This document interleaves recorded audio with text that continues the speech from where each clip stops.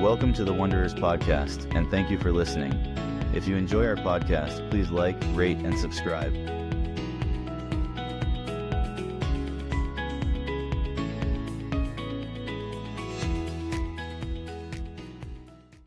Hello and welcome to the Feed My Sheep podcast. I am Karen here with Roy and Jonah today, and we are going to be talking about the story of Jesus at the home of Mary and Martha. Today's text comes from Luke 10, and I will begin reading in verse 38. As Jesus and his disciples were on their way, he came to a village where a woman named Martha opened her home to him. She had a sister called Mary who sat at the Lord's feet listening to what he said. But Martha was distracted by all the preparations that had to be made. She came to him and asked, "Lord, don't you care that my sister has left me to do the work by myself? Tell her to help me." "Martha, Martha," the Lord answered, "you are worried and upset about many things, but few things are needed, or indeed only one. Mary has chosen what is better, and it will not be taken away from her." Okay, so this is our text so far. I don't think we've talked about Mary and Martha yet, have we? I don't think we have. I don't think so either. Initial thoughts? Yeah, well, so just kind of an identifier, so Mary and Martha, and we get a lot more of them in John, in the Gospel of John, that they're this village. If this is the same Mary and Martha, that they live in Bethany. The village is the village of Bethany, and they have a brother named Lazarus. And hey, one day he's going to get sick and he's going to die. And I think that's our text next week. I think we dig. Spoiler alert. I know, right? I think we dig more next week. I'm looking it up right now to see what our schedule is. But gotcha. Yeah. So there's but what we see in the Gospel of John is that there's this Jesus forms a really close relationship with his family, and that we don't see that in this story. This story appears almost as though, Jesus, we're in Luke 10. He's turned his eyes toward Jerusalem, and so he's beginning this. In Luke, it's a long kind of winding journey toward Jerusalem, and this woman opens her home to him, and she has a sister, and so that's kind of how they're introduced here. It's almost as if, like the way that Luke writes the text, it's like, oh, there just happened to be this woman named, it's so casual, named Martha, right? Yeah, and I'm sure like Luke's readers, like the church, are like, we know who Mary and Martha are. These are part.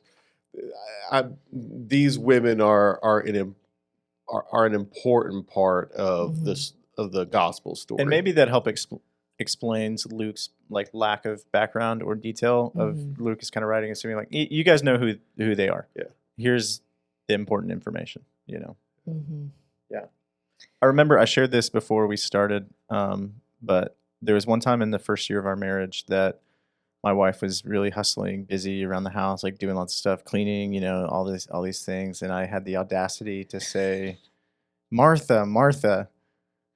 And then I didn't say anything for a really long time because she was just Strangling you? Yes. It's like, how'd that work out for you? The oxygen left my body. And hence I've never said it again. Wise choice, Jonah. Yeah. The Wise scripture choice. teaches us many things. And so do the hands of our wives around our necks. Yeah, I'll say as a female, this is a difficult text in that it's one, the majority of my life, I feel like, is used against women. In most evangelical spaces, at least for most of my life, there's been this push to be honest, like kind of centered around your highest calling is motherhood and being a wife, and your job is to take care of the home. And maybe, depending on the context, maybe you can do other things, but not at the expense of your home. Like, that's number one. But this text is often used in a weird way, because it's like you have all that culture of like, do things, you got to cook well, show hospitality, take care of people when they come into your home, do all these things, don't let it get dirty. Like, basically be the Proverbs 31, as if that was an actual woman who never slept at all. But then this text is used to almost conversely like beat you up and be like, no, she chose the right one. You like your quiet time is now the most important thing over all those. If you're, vacuuming at the expense of your quiet time, now you're a sinner. And it just feels like we can't win. It's like a gaslighting of the trad wife kind of. A little bit, yeah.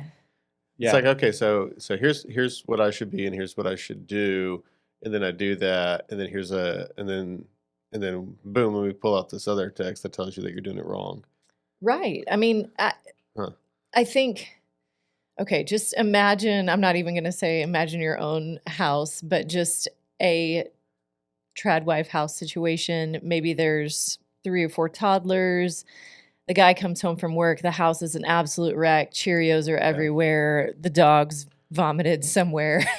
I mean, it's one of those days. Real life scenario. Right. But the wife is just at home sitting at the table reading her Bible. Yeah. Like, would that go over well? I mean, for the average family, for a husband to walk in and just be like, oh yeah, no, you're choosing wisely. Like everyone's, the 3-year-old's peeing on the wall. It's fine. You wanted to read for a little bit. Like it's like you speak from experience. Do we need to talk to Shane? Right. No. I think there's just so much pressure on women to do the housework and do all of these things. And then when this story comes up, gaslighting is a good word for it, of just like, no, you misunderstood. Like being with Jesus is the most important thing. Right. And don't be like Martha, who's over there throwing her sister on the bus. But I say all that to say, and there's actually a lot of books written to this because I've been given them before, different how to be Mary in a Martha world. That is a pretty famous one. But I think what frustrates me about a lot of those and a lot of where this is coming in the text is it pins women against women. And it can also often become this fight of, well, Mary represents the stay-at-home wife and what she should be, and Martha now somehow represents the working wife, or vice versa, depending on how you spin it. But it can become this like just fight among women, and like, well, who are you? Are you a Mary or are you a Martha? And which one do you? And but highlighting the fact that they're not on the same team, and I don't like that. Gosh, you talk about questions that I have never been asked. The dudes are never asked. You haven't been asked, are you a Mary or a Martha? No, what's not your at personality type? More like exactly. Yeah, you can take this test to determine if you're a Mary or a Martha. Yeah, we'll pin that in the show notes. And so I can see how if that's the way that these women are talked about, or if this is sort of our cultural milieu and the church culture for women that they're dealing with, that reading this text, it's hard not to just map all of that baggage about what it means to be a Christian woman in Central Texas in 2024, like map all of that onto the text instead of actually engaging with the story in its world and examining who these women are. One of the first things that we notice if we read, remembering what we've read before in Luke, that earlier in this chapter, the first part of this chapter, Jesus sends out 72 people to these disciples, and he tells them that when you go into a village, you bless people, you proclaim a message of peace, and if somebody receives that and opens their door, then you stay with them, and they're kind of your entryway into that village. And it is presuming this really high value that the people in this world place on hospitality, but it's also honoring the person who opens their home.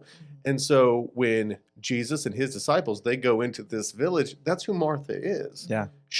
It doesn't say, Mary, it's Martha. There's a woman named Martha who opens her home. Meaning she's a homeowner. She's a homeowner. We don't often think about that. It's her home. Yeah. She is the one who she's the head of the household. And I think too, like, and Roy is kind of getting to this and pointing to this, but like, the question we have to ask is, within the original first century cultural context, who is correct in terms of like their etiquette here, like the social norm of this situation? And Martha's the correct one in comparison to Martha and Mary in terms of the social etiquette and norms and behavior that would be typical. Mary, who's sitting among the men as the rabbi is presumably teaching, not typical. But Martha's what she's doing here is not gender coded the way we think it would be. Okay. And we can like we see what she is doing as the work of women because of our cultural stuff. You think about Jesus's parables of masters making preparations for a feast. Or the prodigal son, when the father comes home, he starts ordering the preparation of a feast. Martha opening her home and she starts making preparations. That is the activity of the head of the household. Not, it's not just like, oh, that's the activity of the most prominent woman in the household. In fact, this idea of making preparations for a feast in the Gospels is almost always ascribed to the male head of the household. So what she's doing isn't, like gender coded as women's work. She is in that leader role, that host role, and then making preparations and doing the work of receiving Jesus and making a big deal about him, which honors him. I wonder if some of it, so Luke is known for often having a story about a man and then a story about a woman, a man's healed, a woman's healed. I wonder if some of this is, last week were just before this about the Good Samaritan and his hospitality in taking care of the one whose body was broken. And I wonder if there's some theological ties here to Martha being that hospitable as a female in that role. Oh, okay. And then at the end of the gospel, it's, these women who then, like the Samaritan, are attending to the broken body of the Savior. They make the preparations for the Right. body. Yeah, that's... It's interesting. I think in this, Roy, your observation about like gender coding and that sort of thing, I don't necessarily disagree with. I think it's just important to, like, when we open that conversation, to clarify too that because of the gender norms of, I don't know, the greater evangelical circle and that sort of thing of, assuming the role of women in the household and men in the household and that sort of thing, there's this assumption that, like, quote, women's work is like a lesser activity. Like it's not a worthy activity. She probably, if she'd had slaves, likely they would have been doing the bulk of that work. Right. But just saying, I don't know, I think it's important to say that, like, for those who may see this, what she's claiming to be more typical for, the term like women's work, like cooking and cleaning and those kind of things, to clarify, like, I think to think that those things are lesser and less important is a really missed opportunity for spiritual formation and for, I don't know, to see like the cleaning of a home, regardless of who does it, I think can be like a really important spiritual thing. And it doesn't innately, I don't think we should innately, personally expect that that's the role of a woman within a household. The role of cooking a meal can be a spiritual thing, regardless of who does it, of caring for children, of those sorts of things. And so just making sure that, we don't just jump, oh, that's a lesser thing. And she was doing something way more important than that, you know? Yeah, I do. It's a hard balance, I think, I understand what you're saying of like, it is holy work to prepare a meal for Jesus in your home, literally. And yet we can see some of her heart there of she's not necessarily doing that out of joy. It's she's frustrated and she's pointing her finger at her sister. I do think more is going on there than sometimes we realize. Of her sister is sitting at the feet of Jesus. That is a term like sitting at the feet of a rabbi, meaning she's placing herself with the men of, you're going to be my teacher. I am sitting at your feet to learn from you. Even Acts 22 talks about Paul being at the feet of Gamaliel. I can't ever say his, thank you. Like that. I cannot say his name. But so we see it as like a phrase used of she's placing herself at his feet of like, I want to learn from you. And I wonder if there's something going on there with Martha being frustrated at that. Women will often call out other women of like, who do you think you are? Like, you're walking in there with the guys. Like, you're not allowed to do that. If I can't do that, you can't do that. You need to get in the kitchen and help me. And just her frustrated maybe with the audacity of Mary to sit in a position where men typically might sit. I think that could be some of what's going on. We, as I was thinking through this, so we were a part of a church years ago.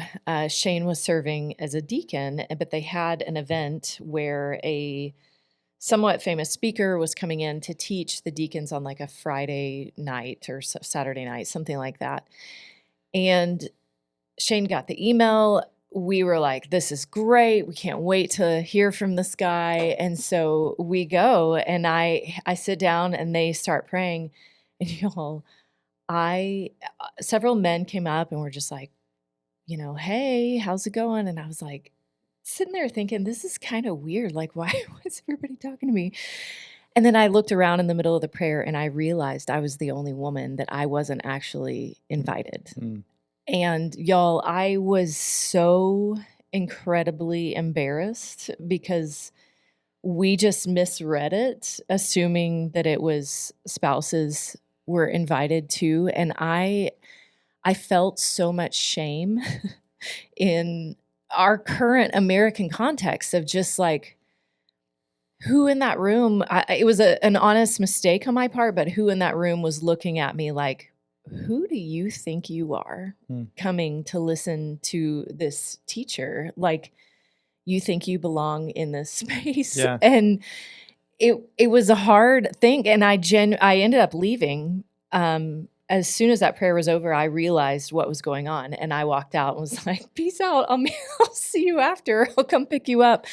I'll go home and cook and clean. Seriously. And I was genuinely disappointed because I do have a desire to study the word and learn theological things. And so I was genuinely disappointed that I didn't feel I could stay and listen. But I don't know. I've thought about that story a lot in terms of this, of just my own wrestling with where can I be? Where can't I be? What is the right thing? Does my gender matter? Does that say you need to be at home with your kids, taking care of them? You shouldn't have got a sitter to come listen to this Bible teacher. And what is the right choice? Is there a right choice? I do love this story in that I think there's a point where Jesus is looking at Martha and almost giving Mary permission to do the unexpected and to say, I know the cultural expectation is she should be in the kitchen with you, but I'm saying she can be at my feet, that is a better choice. Yeah, it's almost, I think the interesting line that Martha looks at Jesus and says, Lord, don't you care? Don't you care about this? Don't you care that my sister has left me to do all of this? All of this work by myself. Don't you care? And Jesus doesn't really say if he cares or not, in the way that she's expecting. Like, she's clearly pissed. Yeah. Yeah. I Sorry, kind of I said the P word on podcast. I kind of love that she feels close enough. Like, I think that might give us a glimpse of how tight this family was with Jesus. I have often thought if Jesus had best friends or like a family that wasn't his actual blood family, it would be this Mary, Martha, and Lazarus. I think we see a deep friendship, but I think that could be an indicator of, I doubt a lot of women would go up to Jesus and be like, don't you even care? Do you even care? Okay. Like, are you even paying attention to what's Okay, going but all right, but like when we're in John 11, Yeah, no, Martha is one of my favorite characters in the Gospels because of her just honesty with Jesus. Yeah, she's quite She's unguarded. forthright. Yeah. Well, and to be honest, if I put myself in her shoes, I might be, I think my heart might be torn of wanting to be hospitable, and at the same time, yeah, I would probably be annoyed if I was by myself in the kitchen. I mean, we got to think, okay, it's Jesus, at least his 12 disciples. Mary and Martha presumed are eating with them, possibly Lazarus. He's not quite mentioned yet, so we don't know if he's there or not. Maybe if there's other followers besides just the 12. Mm-hmm. But at the very least, there's 16 people walking in with no notice to say, hey, we're here for dinner. Somebody's got to go to H-E-B or order pizza or something. Right. Well, I mean, even that, yes, I think as a woman, like, did she have enough food? Yeah. Like, is she like, great, you sit here, y'all teach while I run to the market. I'll be right back. Right. Like, that's so stressful. But what Jesus says, I mean, speaks to that. She is trying to prepare the home. She's trying to get everything ready. It says Martha's distracted by all the preparations that had to be made. Mm-hmm. And what Jesus says is, you are worried about a lot of things that don't matter. Mm-hmm. And we don't need much. I don't need much of the things that you're trying to provide. In fact, we only need one thing. Mm-hmm. And so I wonder how that speaks to maybe our religious instinct or inclination to do a whole bunch of stuff in order to facilitate an encounter with Jesus when all we really need is Jesus. And because my reading is that when he says only one thing is needed, what he is saying is there's only one thing that's needed, and that's me. And I'm here. I'm curious if, what you're saying is making me think, like, did Martha know that Jesus hosted a dinner party for 5,000 people with it's true. 2 fish and 5 loaves? Did she know that? Or she knew that intellectually, but she still in her mind is I have to figure all this out. Or did she actually know? I don't know. Maybe I don't know. Word Maybe had traveled, right? Did she know that Jesus had raised people from the dead? I think it would be hard to be in Galilee and not hear that. And not hear it, right? But so he hadn't yet, right? Because Lazarus is the next. With the children and stuff. That's true. Right. A couple times. Chronologically. Yeah, I don't. We're trying to move chronologically. Like the centurions. That's fair. Centurions, slave. Yeah, and, that's fair. Like that kind of thing. So, or just healed people from the point of death, right? Maybe he hasn't healed or raised anybody from the dead, but it's like Martha's following the traditional pathway of like hospitality and all this and all these good things. She's doing what she's supposed to do, right? But even with that, we know like there's a certain ounce of like when you host a dinner party, I'm an Enneagram type 3. So for those who understand, like I care a lot about what people think about me. Maybe Martha and I are not the same. But when you have people over your house, it's like you want to impress them. Like you're like, hey, welcome, come to our house, sit at our table, eat our food, drink our wine. Like we're having a good time. And even if her intentions like are 98% pure, there's still that 2% that's like, I really want to impress people. I really want to impress Jesus. I really want to create this really memorable experience. My sister is the hostess to the mostest, and everything about any party, anything, it's, she puts so much into it because she loves hosting people. But there's this little bit of like, we really want to impress people. And it's like, yeah, again, Jesus had a dinner party for 5,000 people. He's not really impressed by what you do here. Or he's walked on water. He's done all these things. And it's, hey, that stuff doesn't matter to me. Mm-hmm.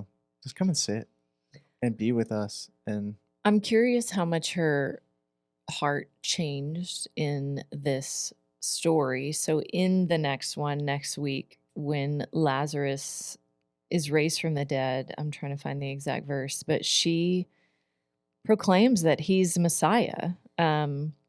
Jesus said to her, "Your brother will rise again." And Martha answered, "I know he will rise again in the resurrection at the last day," which that alone speaks a lot to her faith, because not everybody believed that at this time, that resurrection would come. And Jesus said to her, "I am the resurrection and the life. The one who believes in me will live even though they die. And whoever lives by believing in me will never die. Do you believe this?" "Yes, Lord," she replied. "I believe that you are the Messiah, the Son of God, who has come into the world." I don't think she gets enough credit for that confession. Like, even on this podcast, we made a big deal about Peter's confession that he's the Christ. And here Luke is showing us a female version of that. But I really think that's huge. And I wonder, at this point in the story, did she believe that? I don't know. Yeah. Like, did she already have that? And was it, "I know that you could provide all of this food with one word, and you're not. Therefore, I'm in the kitchen missing out. My sister's sitting in there with all the guys." Why can't you do something about this? Right. I think a question I have that, we could probably easily answer, but I'm curious just how you guys would answer is, when Jesus says Mary has chosen what is better and it will not be taken away from her, what choice has Mary made? There's the literal choice of sitting, but what choice do you think Jesus is talking about, and what does he mean that it will not be taken from her? And is that implying, sorry, this is a 3-part question. Is that implying something will be taken from Martha, or at least her kind of way of being about this situation? That's a good question. And you did speak to it a little bit, Karen, about choosing to sit amongst the disciples. It's interesting how that gets interpreted historically. Like in the Middle Ages, Mary becomes this Mary. She becomes the argument for contemplative prayer. That like contemplative prayer is the highest form of spiritual practice. I've got more to say about Martha in the Middle Ages in a minute. Oh, good. I'll let you finish your thought. Oh, I can't wait. Hopefully some art as well. Oh man, it's wild. And then you mentioned like nowadays the picture of Mary is she's in our culture is, it's the woman who spends time alone, has her quiet time with Jesus in the Bible. Totally. But I think it's important that, we do recognize that to sit at the feet is to be in that place of discipleship, apprenticeship. And disciples did not follow a master just to learn from him. They followed that master in order to continue that master's teaching or that master's ministry, and to spread it. And so it's an apprenticeship. I'm apprenticing with him so that when the time comes, I then take his work out further. And we see that, of course, like that's how we identify the 12 as like, okay, they're these apprentices, and when Jesus is gone, they then take the message to the ends of the world. But well, and now she's sitting among them. Isn't it the woman with the alabaster jar that Judas is mad at because she spent so much money, and he's like, the poor will always be here, but basically, I'm only here for a little bit. Like Only he- yeah. she chose well, and Yeah. she's honoring me because I'm not always gonna physically be here. And in one version of that story, whether it's the one with the alabaster jar or sometimes the details change because that story's told like 3 times. Oh, I think they're 3 different stories. Okay.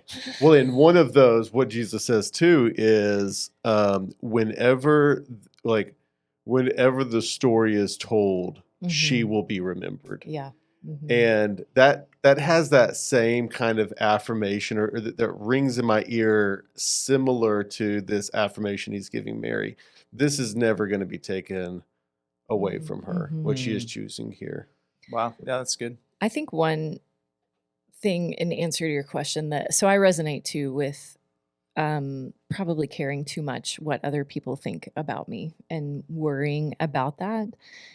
I think one thing I love about Mary in this story is she risked the public disapproval of others and thought of what they thought maybe she should be doing. If at least her sister, we don't know what the men in the room thought, but she risked that to sit at his feet, and he praised her for it. And back to kind of today's context, I don't see that happening for a lot of women.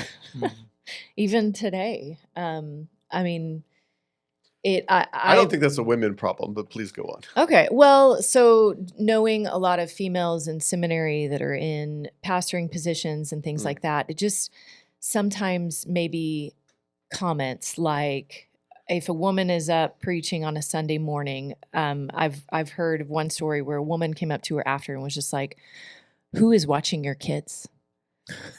And just in this accusatory, like, they're at home burning the house down. Exactly. Right. Like, and she's over here, like, they're in childcare with everybody else's Everyone kids. else's children.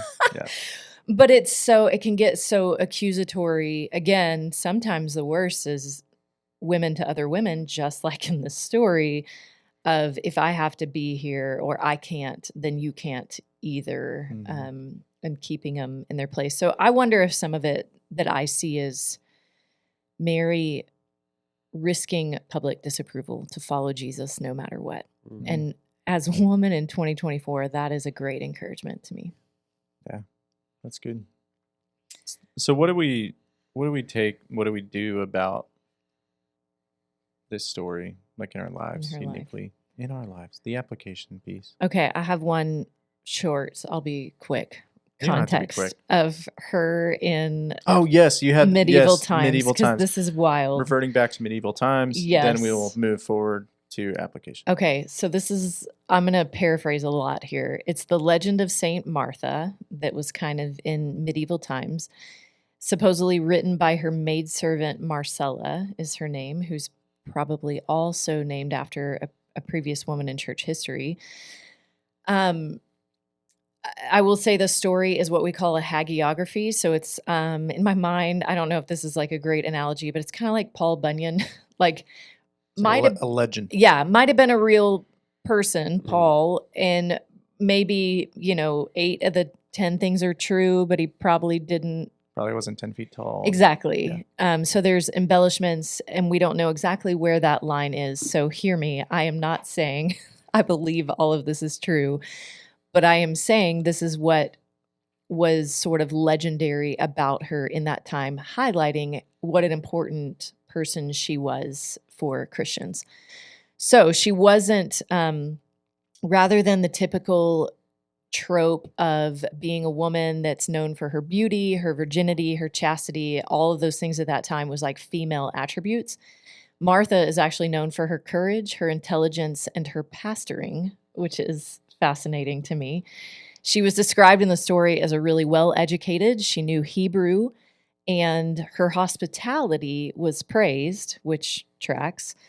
But it tells the story of her life after Jesus, after the crucifixion, after the resurrection. It said that she was put on a boat with Mary and Lazarus and Saint Maximus, because they were known Christians. They were basically put on a boat without any oars or sails and pushed into the Mediterranean to theoretically die. They live and they land in France at Marseille. The story says that she then went on to evangelize many people there. Then she came, this is where it gets wild.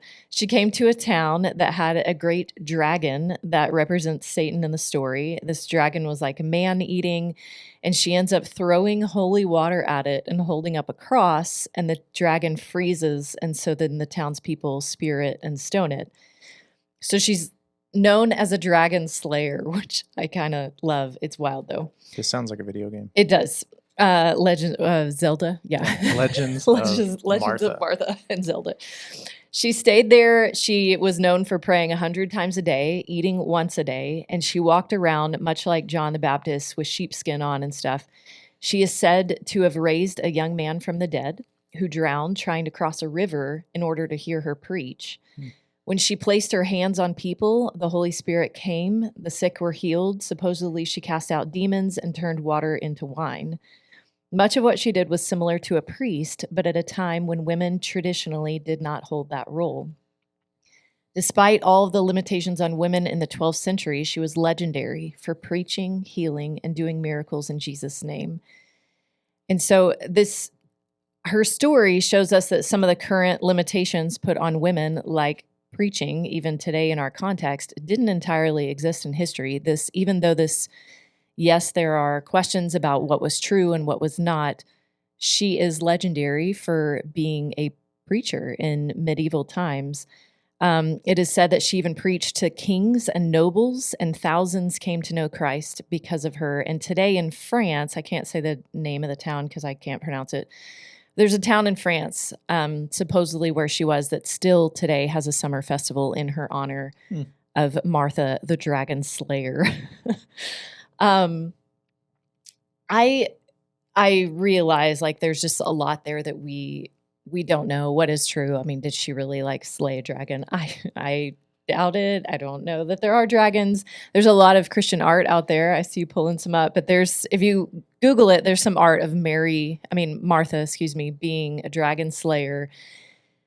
What I love is it showing her faithfulness to Jesus, and contrasted with this part of her story, where if we only look at this part of her story and only see a homemaker that's annoyed with her sister because she's not doing her job, and it makes me want to not, like, I both resonate with her and I don't want to be her. The next story, next week, we'll see how her faith maybe grows, or at least is exposed, with the death of Lazarus and her proclaiming that he is the Messiah. And then it goes on into this legend by the 12th century of her being this great preacher that told thousands and thousands of people came to know Jesus because of her and her faith, which I had never heard that story previously. I heard about it when I was in seminary, but I'm frustrated that isn't more well known. Whatever we know and don't know about what is true, but as a female, again, where her story in this section is often used against me in frustrating ways of be this, but don't be this, and I don't know how to win. But hearing maybe that rest of her story is a great encouragement to me in the faith that she had in Jesus. That's good. I really appreciate knowing that. Yeah. Dragon Slayer. A couple things. One, I think that would make a really cool T-shirt. There's probably an artistic depiction of her like fighting off a dragon with a crucifix. Mm-hmm. That would be a cool shirt. Yes, I'd probably wear it. I'll work on that. It's field trip to Marseille. Yes. What it illustrates for us, obviously, is what the early church, early Christianity thought of her. And as you said, how much is true, we don't know. How much is legend, we don't know. Probably the dragon part is legend, unfortunately. But obviously, there is a great respect held for her because of who she became as a result of her encounters with Jesus. And all that to say, just one thought, it's it's okay if she didn't do any of that either. Mm-hmm. It's okay if she lived in her village and just told people about, hey, there's this guy named Jesus, and I was really annoyed at him one time because I was trying to prepare for this party. Anyways, he raised my brother from the dead. And he was the Messiah. And I believe he's the Messiah. Yeah. And like, that's enough. Like, if she did that, like sometimes we hear that story. I'm like, I want to go fight a dragon and go evangelize a foreign country and all these things. But it's okay if also she didn't do that. It's awesome if she did do all of that, especially the dragon. But it's okay if she didn't. You know what I'm saying? I think that, I hope that makes sense. I have often wondered specifically about these two women if they, especially in the Lazarus story, Mary then anoints his feet with oil, her sister does, but things go on and Jesus is crucified, and them being around at the resurrection and wondering, like, did they maybe have more faith than others because they had already seen it done? And we're just like, why are you guys hiding in the upper room? Like, I saw him do it to my brother. If he did it to him, he can do it to himself. And I wonder if anybody had a glimpse of what he could do, and maybe that glimmer of hope that he might rise again. Was it these two? Yeah, that's good. I don't know. Roy, what do you think in response to this? So at the beginning of this, I said that I never get asked. Like, I've never been asked. Hey, are you a Mary? Or are you a Martha? And I think that's. I think that there actually is some challenge in that, not necessarily in the way that it normally gets, talked about in our culture, but in the sense of, when I find the when I say Martha tendencies, I want to be clear what I'm talking about. I'm talking about specifically this concern or this need, because I'm the head of the household or I'm the leader, to make sure everything's right and do the work and all the preparations, believing that that's what's most important rather than the presence of the Lord. And honestly, some of what I think we need or that needs to be done in preparation just is not true. It just doesn't. We just don't need the smoke machines. No, I'm just kidding. There's next time on. No. Well, and I'm thinking so, and I can think about that, specifically with like, some of the ways we think a Sunday morning worship happens, but it's not just that. It's, it is my seeking to impose some control in other aspects of my life rather than, and the assumption there is that if I don't do it right or well enough, that there's something, it's not going to be right, and I'm not going to be right. And, even, maybe I'll be shamed or whatever, like we were talking about with other people's, reactions. But if I let that go and notice that Jesus is here, and like he's already here, and maybe what's needed more than me, trying to figure everything out and have my hand on everything, controlling things, is to shut up and sit at his feet and learn from him. And I don't mean that in a passive way, and I don't mean that in a, spend, 2 more hours of work time just, reading scripture and praying. Some of us have real jobs, and Jonah, you have a real job. I'm not sure you're able to do that. Being a pastor is a real job. Sometimes. So, but it's a matter of posture. It's a matter of like, for me, what's the most important thing, and also who really matters, or who really is in control of this thing that is my life. And sitting at his feet is that learning posture. It is that discipleship posture. It's also one of surrender. Like I can give up this illusion that I have that I'm controlling everything happening in my household for the sake of Jesus to win his approval, instead of just sitting there surrendering that and being with him. So there's a lot. I think I'm kind of talking around something that I in my own life can dig in deeper with.